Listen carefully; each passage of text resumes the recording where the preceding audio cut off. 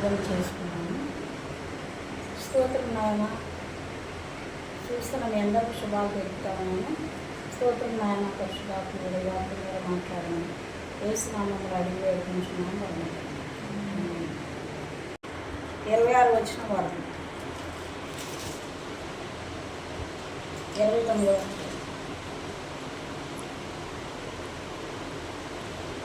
ఆదివారం ఇంకొన్ని చీకటి కొన్నప్పుడు మధ్యలైన మరి పెందొక్కల సమాధి వద్దకు వచ్చి సమయం మీద ఉండే రాయి తీయబడినట్టు చూశాను కనుక ఆమె పరిగెత్తుకుని సీమోను పేతురునకు యేసు ప్రేమించిన మరి ఒక శిష్యుని వద్దకు వచ్చి ప్రభు సమాధిలో నుండి ఎత్తుకొని పోయి ఆయన ఎక్కడ ఉంచులో ఎరుగుదమని చెప్పాను. కాబట్టి పేతురును ఆ శిష్యుడు బయలుదేరి సమాధి వద్దకు వచ్చింది.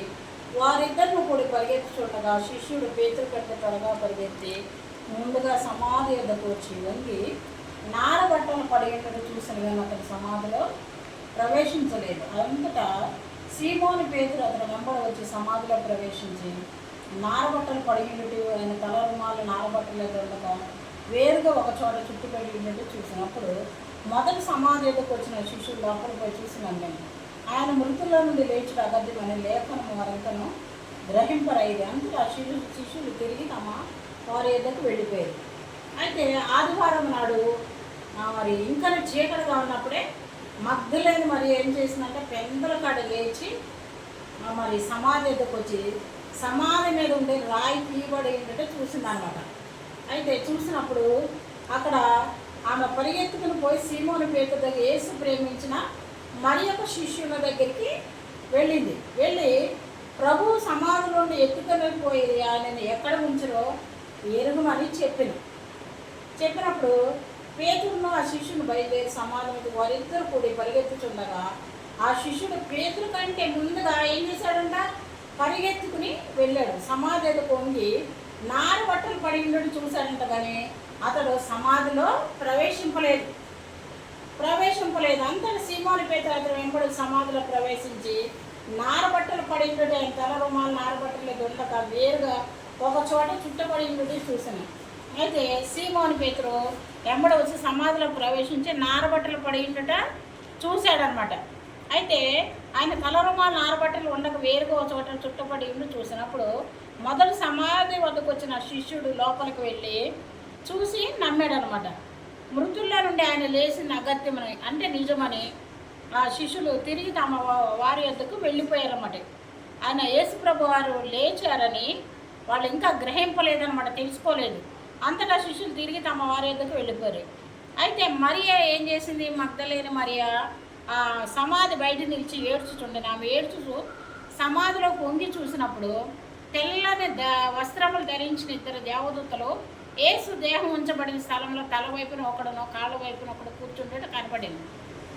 అయితే మరి వాళ్ళిద్దరు వెళ్ళిపోయారు, కానీ మగ్ధలేని మరి మాత్రము అక్కడే ఉండి ఏడుస్తూ ఉంటే అక్కడ తెల్లని వస్త్రంలో ధరించిన ఇద్దరు దేవదూతలు యేసు దేహం ఉంచబడిన స్థలంలో తల వైపున ఒకడును కాళ్ళ వైపున కూర్చుండి కనపడింది.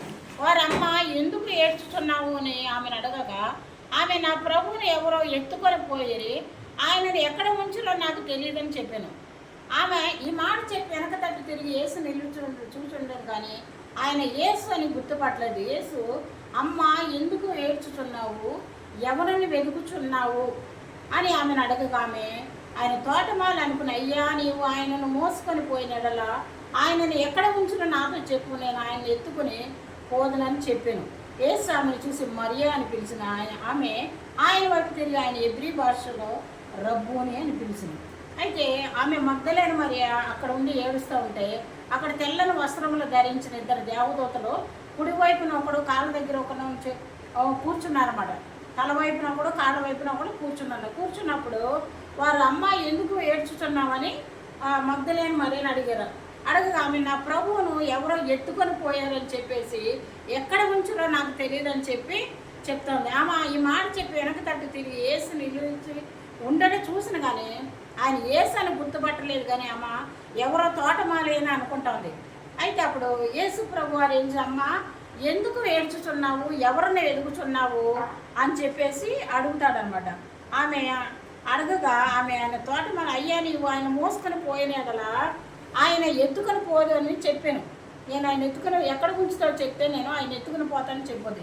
యేసు ఆమెను చూసి మరియా అని పిలిచింది.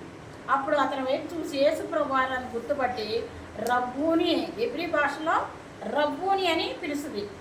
అయితే ఆమె ఇంకనూ తండ్రి ఎద్దకు ఎక్కిపోలేదు కనుక నన్ను ముట్టుకొని వద్దు, అయితే నా సహోదరుల ఎద్దకు వెళ్ళి నా తండ్రియు మీ తండ్రియు నా దేవుడిని మీ దేవుడైన వాని ఎద్దకు ఎక్కిపోతున్నానని వార్త చెప్పమని. అయితే మరి ఆయన మృతుల్లో నుంచి లేచాడు కాబట్టి ఆయన ఏం చేశాడంటే ఆయన మరణాన్ని గెలిచాడు. ఆయన లేఖనముల ప్రకారం చనిపోయిన మూడో రోజు లేస్తానని చెప్పాడు. ఆ విధంగా ఆయన మూడో రోజు లేచాడనమాట. లేచినప్పుడు మరేమో మాట్లాడినప్పుడు రబ్బూని అని పిలిచినప్పుడు నువ్వు నన్ను ముట్టుకొని వద్దు అని చెప్తాడు. మీ తండ్రి నా తండ్రి నీ దేవుడైన వాని యొద్దకు ఎక్కిపోతున్నానని వానితో చెప్పమని చెప్పాడు. మగ్దలేను మరి వచ్చి నేను ప్రభువుని చూసి ఆయన నాతో ఈ మాటలు చెప్పునని శిష్యులకు తెలియజేశాడు. అయితే మరి ఫస్ట్ ఎవరు చూశారో మగ్దలేను మరి అని యేసు ప్రభు వారిని చూసింది. ఎందుకంటే చాలామంది ఏమైనా స్త్రీలు పరిచర్య చేయకూడదు అంటారు. ఫస్ట్ పరిచర్య చేసింది ఎవరంటే స్త్రీయే. మగ్దలేను మరియ మొట్టమొదటిసారి యేసు ప్రభు వారిని చూసింది. వెళ్ళి శిష్యులకు చెప్పమని చెప్తాడు. ఆమె వెళ్ళి ప్రభువుని చూసిందని ఆయన నాతో ఈ మాటలు చెప్పిన శిష్యులకు తెలియజేస్తాడు. ఆదివారం సాయంకాలం శిష్యులు ఈదులకు భయపడతాం కూడిన ఇంటి తలుపులు మూసుకొని ఉండగా యేసు వచ్చి మధ్య నిలిచి మీకు సమాధానం కలుగును కాక అని వాళ్ళతో చెప్తాడు. అయితే వాళ్ళ శిష్యులందరూ కూడా వాళ్ళు ఏం చేశారంటే యూదులకు భయపడి ఒక గదిలో ఉంటారన్నమాట. ఆ ఇంటి తలుపును మూసేవనే కానీ యేసు ప్రభు వారి ఆత్మస్వరూపి కాబట్టి ఆ ఇంటిలోనికి వచ్చి వాళ్ళ మధ్య నిలిచి మీకు సమాధానం కలుగును గాక అని చెప్తాడు. అయితే ఈ లోకంలో చాలామంది సమాధానం లేక ఉన్నారు. యేసుక్రీస్తు వారు ఎప్పుడైతే మూడో రోజు లేచి ఆయన పునరుద్ధానుడై మరి తిరిగి మూడో రోజున ఆయన లేచి సజీవుడుగా ఉన్నాడనమాట. అయితే అందుకే ఆయన పునరుద్ధాన శక్తి వచ్చింది. అలాగే ఆ విధంగా మరి ఆ మూడో రోజు లేచి ఉన్నాడు కాబట్టి ఆయన పునరుద్ధాన శక్తితో నింపబడి ఉన్నాడు. అయితే శిష్యుల మధ్యకి వెళ్ళినప్పుడు వాళ్ళ మధ్య నిలుచున్నప్పుడు మీకు సమాధానం కలుగును కాక అని వార్త చెప్పాడు. ఈ లోకంలో చాలామంది శ్రమలతోనూ బాధలతోనూ అనారోగ్యాలతోనూ అలాగే ఎంతోమంది ఈ లోకంలో వ్యసనాలతో ఉన్నారు, సమాధానం లేక జీవిస్తూ ఉన్నారు.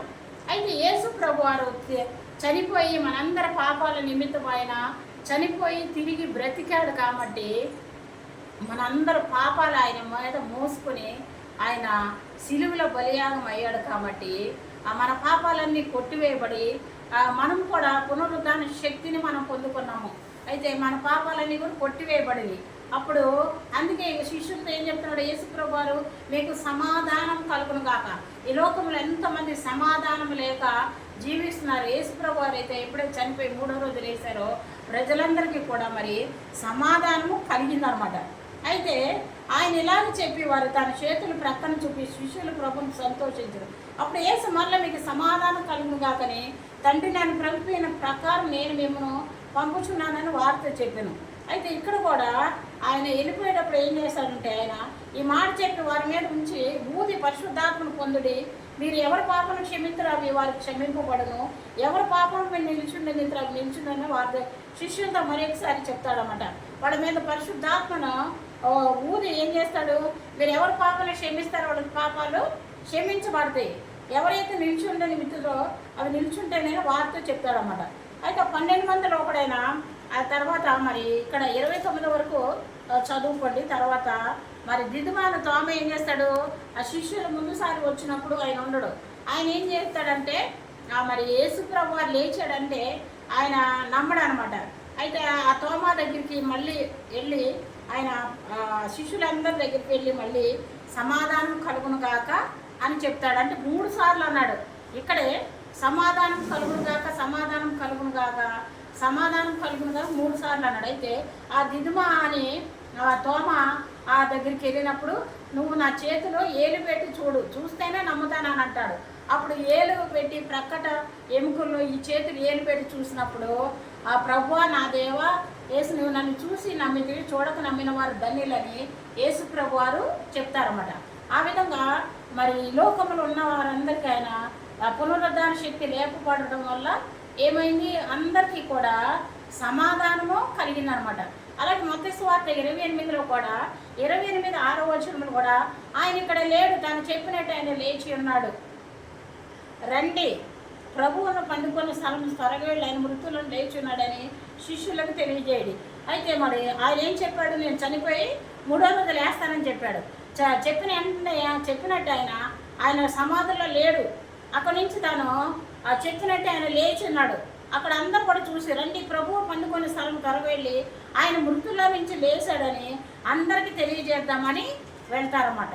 అయితే కొలసి పత్రికలో కూడా మరి ఇక్కడ మాట్లాడాడు అనమాట. కొలసి పత్రికలో కూడా 2వ అధ్యాయము మరి 11 మీరును క్రీస్తు సున్నతి అయిన శరీరాశతో కూడా స్వభావను విసర్జించి ఆయన ఎందుకు చేతులతో చేయబడిన సున్నతి పొందిద్రి.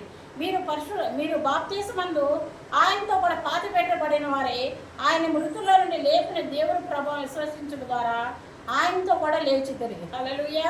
అయితే ఇక్కడ ఏమైంది? మీరు క్రీస్తు యందు సున్నతి యందు శరీరచనతో మరి వాళ్ళు ఏం చేశారు? మరియు ఆయన ఎందు మీరు సంపూర్ణ ఉన్నారు. ఆయన సమస్త ప్రధానులకు అధికారులకు శిరస్సు అయి ఉన్నాడు. మీరు క్రీస్తు సున్నతి యందు శరీరేచ్ఛతో కూడిన స్వభావాన్ని విసర్జించి ఆయన యందు ఆయన ఎందు చేతులతో చేయబడిన సున్నతి పొందుతుంది. అయితే మరి క్రీస్తుతో కూడా మరి సున్నతి పొంది శరీరేచ్ఛలో కలిగిన స్వభావమును విసర్జించి ఆయన చేతులతో చేయబడిన సున్నతి పొందుతారన్నమాట. మీరు బాప్తీసమందు ఆయనతో కూడా పాతి పెట్టబడిన వారే ఆయనను మృతుల్లో నుండి లేపిన దేవుని ప్రభావమందు విశ్వసించుడు ద్వారా ఆయనతో కూడా లేచితిరి. మీరు బాప్తీసమందు ఆయనతో కూడా ఏమయ్యారు? పాతి పెట్టబడిన వారే ఆయన మృతుల్లో నుండి లేచిన ప్రకారము దేవుని ప్రభావం విశ్వసించుట ద్వారా ఆయనతో కూడా లేచిరి. హల్లెలూయా. అంటే మనం బాప్తీసం తీసుకున్నప్పుడు మన పాపాలన్నీ క్షమించబడి అవన్నీ కూడా పాతి పెట్టబడతాయి అన్నమాట. అప్పుడు యేసుక్రీస్తు రక్తంలో కడగబడినప్పుడు అయితే బాప్తీసం ఆయనతో కూడా పాతి పెట్టబడిన వారే ఆయనను మృతుల్లో నుండి లేచిన ప్రకారము మీరు కూడా దేవుని ప్రభావం విశ్వసించడం ద్వారా ఆయనతో కూడా మీరు కూడా లేచితిరి. అంటే ఎప్పుడైతే బాప్తీసం తీసుకుని ఉంటారో ఆ పాత జీవితం అంతా కూడా ఏమవుతుంది? పాతి పెట్టబడుతుంది అనమాట. అవన్నీ కూడా విసర్జించబడతాయి అనమాట. అందుకని దేవుని ప్రభావాన్ని విశ్వసించడం ద్వారా యేసు ప్రభువారు ఆయనతో కూడా పాతి పెట్టబడిన వారే ఆయన మృతుల్లో నుండి లేపిన ప్రకారము మరి పాతి పెట్టబడిన ఆయన మృతుల్లో నుండి లేపిన దేవుని ప్రభావం విశ్వసించడం ద్వారా ఆయనతో కూడా లేచింది. అంటే యేసు ప్రభువారు ఎప్పుడైతే 3వ రోజు తిరిగి లేచాడని నమ్ముతామో అప్పుడు మనము కూడా దేవుని ప్రభావం విశ్వసించడం ద్వారా ఆయనతో కూడా మనం లేచి తిరుమన్నమాట. ఆ విధంగా మరి బాప్తీసం తీసుకున్నప్పుడు మరి ఆ పాపాలన్నీ ఒప్పుకొని ఆయన రక్తంలో కడగబడి మరి తిరిగి మరణం నుంచి లేచుతామన్నమాట. ఆ విధంగా మరి ఇక్కడ మరి యేసు ప్రభువారు ఆ 3వ రోజు లేచి మరి ఆయన తిరిగి మరి శిష్యులు కనబడి మీకు సమాధానం కలుగును గాక అన్నాడు. అయితే మరి కొలసి మరి మత్తయి 28లో కూడా ఆయన చెప్పిన ప్రకారం 3వ రోజు లేచాడు. ఫస్ట్ ఎవరికి? మరియమ్మకు కనబడ్డాడు, మగ్దలేని మరియకి. ఆమె వెళ్ళి శిష్యులకు తెలియజేసింది. తర్వాత మీకు సమాధానం కలుగును గాక అని శిష్యులతో చెప్పాడు. తర్వాత కొలసి పత్రికలో మరి 2:13-15 వరకు చదువుకుంటే ఆయన బాప్తీసం తీసుకున్నప్పుడు మరి ఎవరైతే మరి ఉన్నారో వాళ్ళందరూ కూడా విశ్వసించడం ద్వారా ఆయన ప్రభావం విశ్వసించిన వారందరూ ఆయన మృతుల్లో నుంచి ఎలా లేచారో అలాగే ఆయన స్వభావం నమ్మి విశ్వసించిన వారందరూ కూడా తిరిగి మరణం నుంచి లేచిన వాళ్ళు అయ్యారన్నమాట. అందుకే యేసుక్రీస్తు వారు ఈరోజు ఈస్టరు అంటే మరి ఆయన పునరుద్ధాన శక్తి ప్రభావం అందరికీ వస్తుంది. చాలామంది 40 రోజులు ఉపవాస ప్రార్థన చేసి ఇక ఆ ప్రార్థన చేసిన తర్వాత మళ్ళీ లోకాశుల్లోకి మత్తు పానీయాల్లోకి అలాగే లోకాశుల్లోకి వెళ్తూ ఉంటారు. అలా కాకుండా ఈ 40 రోజులు ఫాస్టింగ్ ప్రేయర్స్ తర్వాత ఎవరైతే మళ్ళీ లోకంలోకి వెళ్ళకుండా ఆ మత్తు పానీయాల జోలికి వెళ్ళకుండా లోకాశుల్లోకి వెళ్ళకుండా ఎవరైతే జీవిస్తారో ఆ విధంగా ఉన్నవారే నూతనమైన మనసు పొంది ఉంటారో, మారు మనసు పొంది యేసు ప్రభువారు ఏ విధంగా అయితే మృతుల నుంచి 3వ రోజు లేచారో వీళ్ళు కూడా మరి బాప్తీసం పొందిన తర్వాత ఆయన ప్రభావాన్ని విశ్వసించడం ద్వారా వాళ్ళు కూడా మృతుల్లో నుంచి లేచిన వాళ్ళతో సమానం అన్నమాట. ప్రార్థన చేసుకున్నాం. స్తోత్రం నాయన మా పరిశుద్ధుడ ప్రేమ నమ్మకం కలిగిన మా పరలోకపు తండ్రి, ఈ పునరుద్ధాన శక్తిని మా అందరికీ కూడా ఇచ్చినందుకు నాయనా. అయ్యా పునరుద్ధరణ తిరిగి లేచిన దేవో మీకు స్తోత్రాలు చెల్లిస్తున్నాం ప్రభా. అయ్యా మరి మీరు పునరుద్ధరణ శక్తిని నాయన మరి విశ్వసించడం ద్వారా మీరు లేచినట్లే మిగిలిన వాళ్ళందరూ కూడా బాప్తిసం పొంది మీరు విశ్వసించిన వారు లేచినందుకు, విశ్వాసించిన వాళ్ళందరూ లేచినందుకు మీకు స్తోత్రాలు చెల్లిస్తున్నాం ప్రభా. అలాగే నేను ఈ వాక్యం అందరూ హృదయాలు భద్రపరుచుకున్న దాని ప్రకారం వచ్చే జీవితాలను దయచేయమని యేసు నామములో అడిగి వేడుకుంటున్నాం పరమ తండ్రి. చూసిన వాళ్ళందరూ కూడా సబ్స్క్రైబ్ చేయండి. మా సంఘ స్థలం కొరకు మరి ప్రార్థన చేయండి. స్పాన్సర్ చేసేవాళ్ళు చేయండి. అందరికీ ఈస్టర్ శుభాకాంక్షలు.